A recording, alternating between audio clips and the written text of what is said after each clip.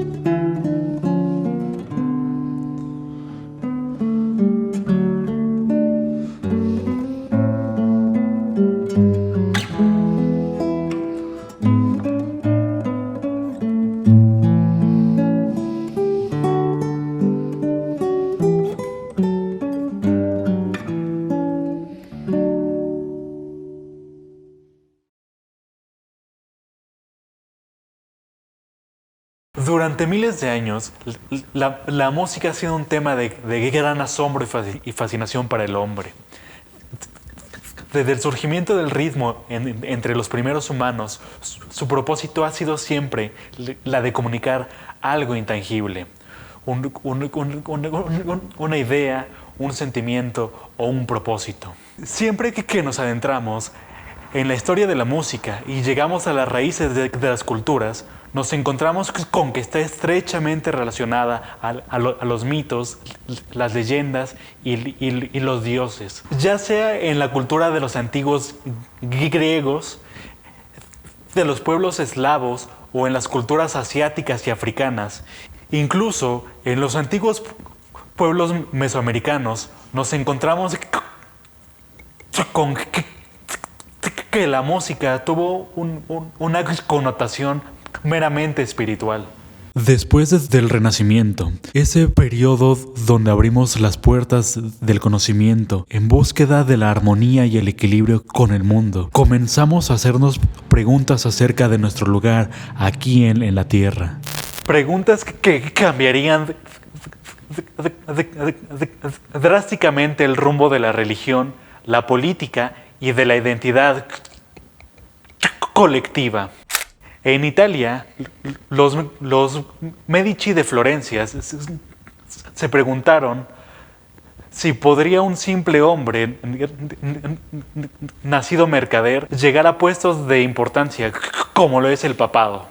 Con el financiamiento de sus negocios, dieron patrocinios a pintores, inventores y arquitectos. Y es así como los Medici ennoblecieron su nombre para llegar a puestos de importancia, usando a las artes como herramienta de propaganda.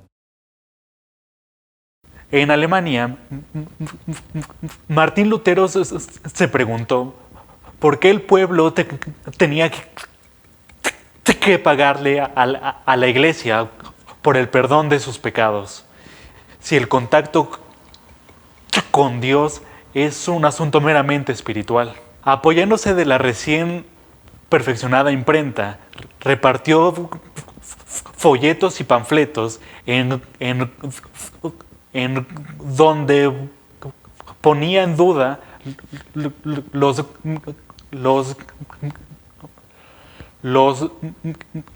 métodos de la Iglesia Ortodoxa. Es aquí cuando se crea el movimiento de Reforma y la Iglesia Católica empezó a perder la credibilidad de sus fieles en contra de un mar de religiones nuevas que refutaban las ideas viejas. Entonces la iglesia empezó a hacer reuniones secretas en la comunidad de Trento, en la actual Italia. Aquí se revisaron y discutieron prácticamente todos los preceptos del cristianismo. En las artes se busca que las obras sean destinadas a promover el culto a Dios. Se toma especial importancia en la obra publicada por René Descartes, La teoría de los afectos, en donde el autor propone que la función de las artes es la de promover las pasiones del alma, el amor y el odio, la alegría y la tristeza, el deseo y la templanza. Todas estas ideas son capturadas y reflejadas en la primera ópera escrita en la historia, el Orfeo de Monteverdi. Es aquí cuando empieza el barroco.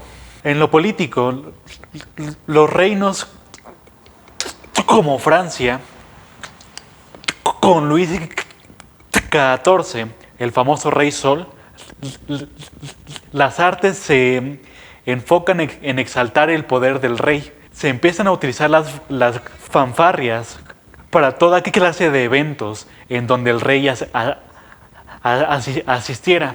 El barroco es uno de los periodos más importantes en la historia de la música, pues fue en este tiempo que la música tonal evolucionó al punto en que la conocemos hoy.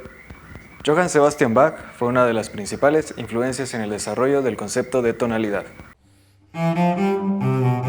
Los principales géneros musicales que se volvieron tan populares en épocas posteriores también desarrollaron su potencial y se hicieron de un lugar importante en el genio de los compositores en este periodo: la sonata, la cantata, ópera, concierto, sinfonía, fuga, suite, etc. Durante esta época, la música fue promovida principalmente bajo la voluntad de la Iglesia y de los reinos a los que les interesaba mantener una buena reputación e imagen.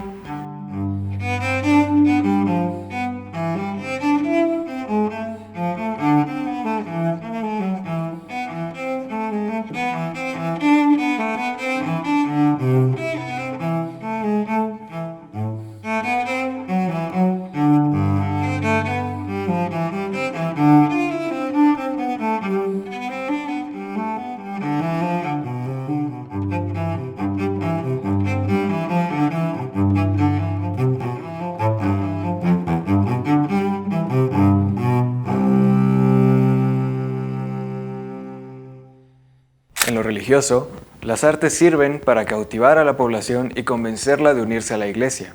En lo político, sirven para expresar el poder del Estado, mientras que en lo social, la burguesía patrocina obras profanas para acompañar reuniones y negocios. Lo barroco en música podría definirse como la exuberancia de formas y de la inspiración, como un gusto refinado por el lujo y el contraste. Con melodías complejas, bajo continuo siempre presente y ornamentos exagerados, la música barroca se caracterizó por la ostentosidad.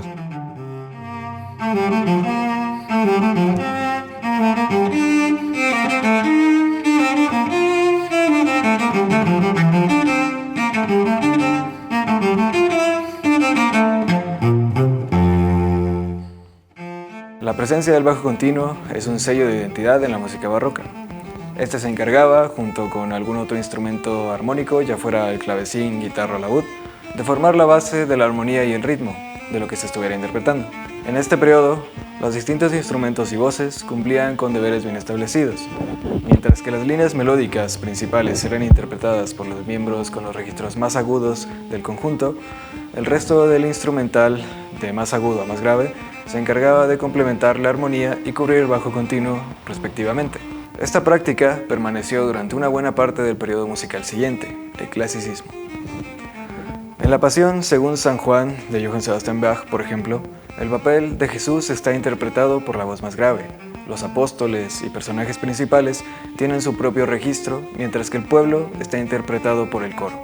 La aparición de nuevos géneros y formas vocales e instrumentales propició la variedad y libertad creativa de la época, además de sentar las bases para el continuo desarrollo de los estilos musicales más populares de los periodos siguientes.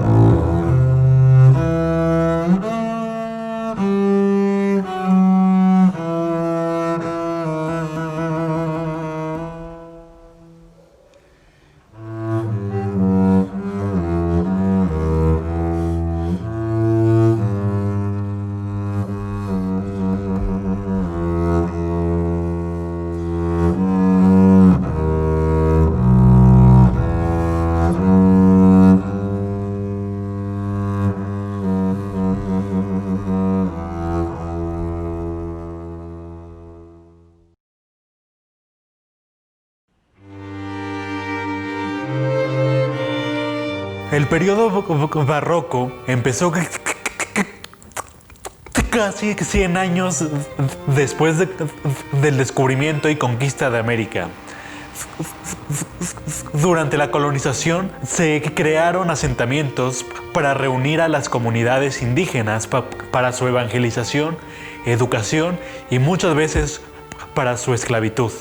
A principios de la colonia, los misioneros españoles ordenaron la construcción de numerosos templos y conventos. En muchos casos, estos edificios se levantaban con formas parecidas a las de fortalezas. Las calles más importantes de las ciudades se organizaban a partir de estos edificios religiosos.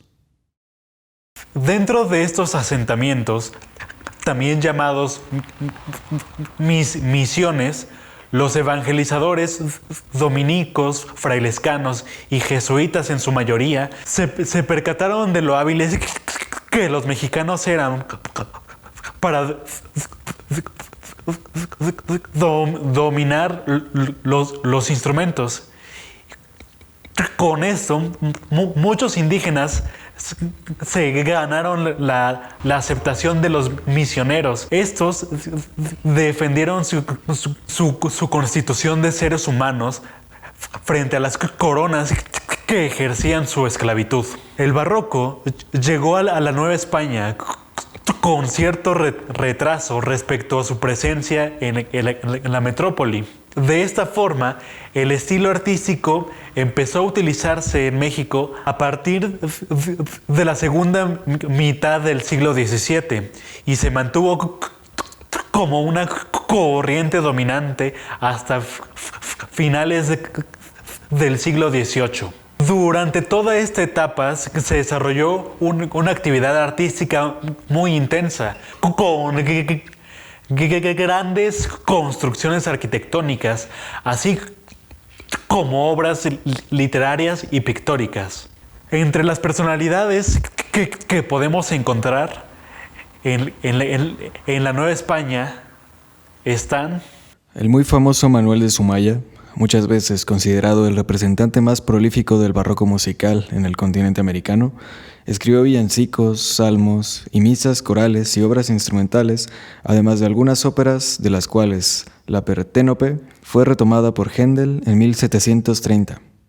Del mismo modo, nos podemos encontrar quizá a la primera influencer de México, a Sor Juana Inés de la Cruz, la 10ª musa, que con su apasionante historia de rebeldía, encauzada al conocimiento y estudio, escribió villancicos que luego fueron musicalizados por compositores mesoamericanos. La época barroca fue un tiempo de lujo y ostentosidad. Este periodo fue tan influyente que hasta en nuestros tiempos seguimos encontrando vestigios de esta época en todos los pilares de nuestras culturas, pues tanto europeas y americanas se fusionaron para crear la identidad de México y de los demás países latinoamericanos.